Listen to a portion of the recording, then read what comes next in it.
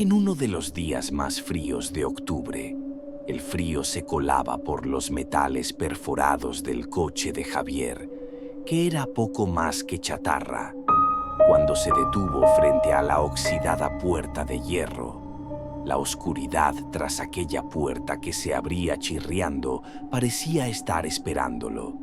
Las palabras desconchadas del letrero apenas se podían leer. La sombra silenciosa. Pobre Javier. Aún no se daba cuenta de que ese nombre sería un resumen del destino que le esperaba aquella noche. Caminó hacia la garita de seguridad número 7. Mientras andaba, la grava que crujía bajo sus pies resonaba de forma inquietante en el silencio de la noche. Pero no era el único que oía ese sonido. Había un par de ojos que observaban cada uno de sus pasos desde las oscuras y mohosas ventanas de la fábrica desierta. En cuanto abrió la puerta de la garita, el aire que le golpeó la cara le quemó la garganta. Humedad, óxido y esa sensación de abandono que traen los años. Trabajaba en un lugar tan olvidado y desolado que cada día que venía a la fábrica se le ponía la piel de gallina. Entró y se sentó en la silla de la habitación, iluminada por los 12 pálidos monitores, algunos de los cuales tenían la pantalla rota. Esa sería la última cosa normal que haría esa noche. Las primeras horas transcurrieron con la monotonía de siempre. Los únicos sonidos que oía eran el del fuerte viento y el de los árboles cuyas ramas se mecían. Estuvo a solas con sus pensamientos durante toda la noche. Se entretenía con su teléfono, esperando a que el sol saliera de una vez. Pero había algo que no había tenido en cuenta. En el momento en que se sentó en esa silla, su destino ya había sido sellado. Pasada la medianoche, mientras Javier sorbía su café, hubo un apagón momentáneo en el monitor número 7. La imagen se llenó de estática por un instante y regresó en un segundo. Javier se acercó de inmediato al monitor. Sobre el hormigón polvoriento, entre las máquinas oxidadas, vio una pequeña huella de pie descalzo que juraría que no estaba allí antes. Escupió el café que tenía en la boca, se frotó los ojos y, al volver a mirar, la huella había desaparecido. Estaba asustado. Se convenció a sí mismo de que estaba viendo cosas por el cansancio, pero en lo que realmente debería haberse fijado no era en cómo apareció esa huella, sino en por qué se la habían dejado allí, específicamente para que él la viera. Poco después de la interferencia en el monitor 7, se escuchó un fuerte crujido proveniente del monitor 8 y la cámara cayó al suelo. Ahora solo mostraba el agrietado suelo de hormigón, justo el lugar donde había aparecido la huella que querían que viera. El corazón de Javier parecía que se le iba a salir del pecho.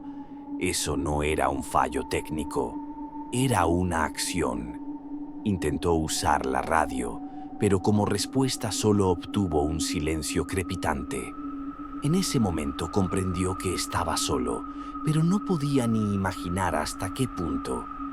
Lleno de miedo y pánico, tomó la decisión de coger su linterna y salir de la garita. Esa sería la peor y al mismo tiempo la última decisión que tomaría esa noche. Mientras avanzaba por los pasillos helados de la fábrica, la luz de su linterna iluminaba las máquinas oxidadas y cubiertas de moho.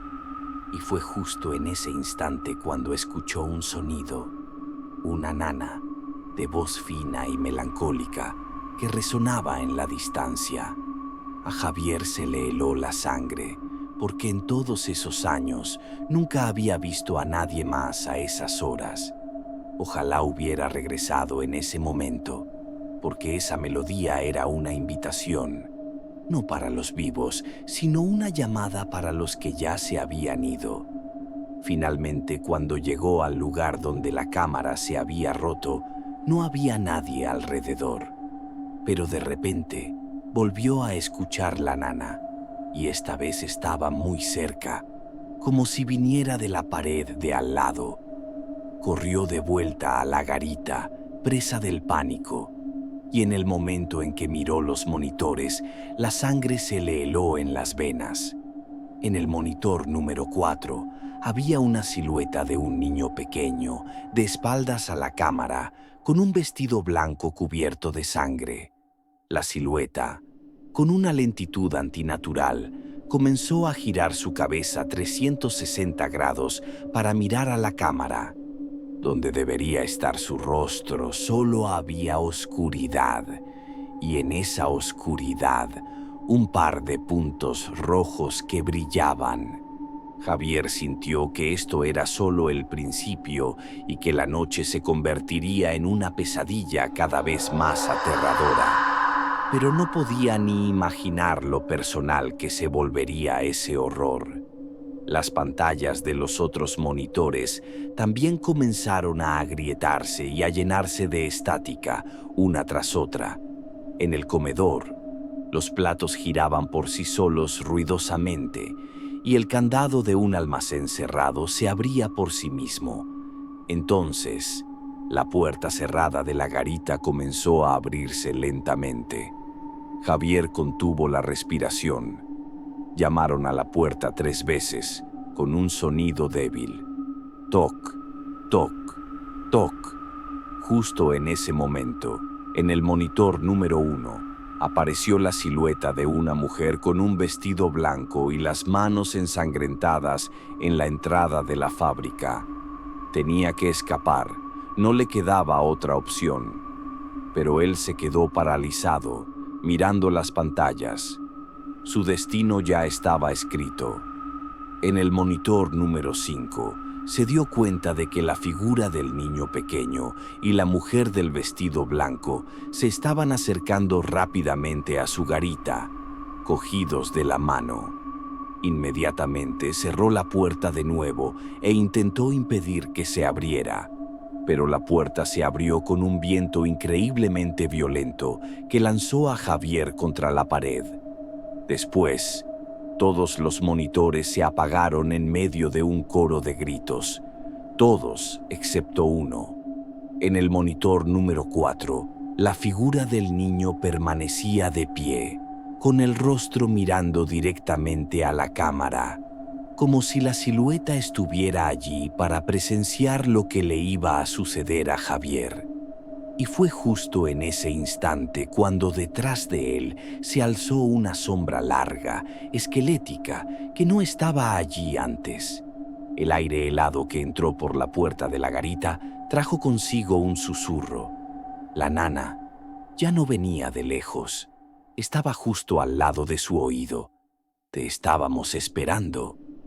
A la mañana siguiente, el relevo que vino a reemplazarlo encontró la puerta de la garita número 7 abierta de par en par. Dentro, la silla estaba volcada. En el suelo había una radio y una vieja y amarillenta fotografía. En la foto, sonreían 2 rostros sorprendentemente parecidos a los de la mujer y el niño que Javier había visto en los monitores la noche anterior. De Javier nunca más se supo. ¿Eran esas 2 siluetas personas que conocía? ¿Eran un par de almas que buscaban venganza? ¿Se lo merecía Javier? Nadie lo sabe. Después de aquel día, la fábrica fue clausurada y nadie más volvió a entrar allí. Hay muchas otras historias no contadas, como la de esta fábrica y sus almas perdidas. Si te gusta escuchar este tipo de misterios en el silencio de la noche, dale me gusta al video para que sepamos que no estamos solos.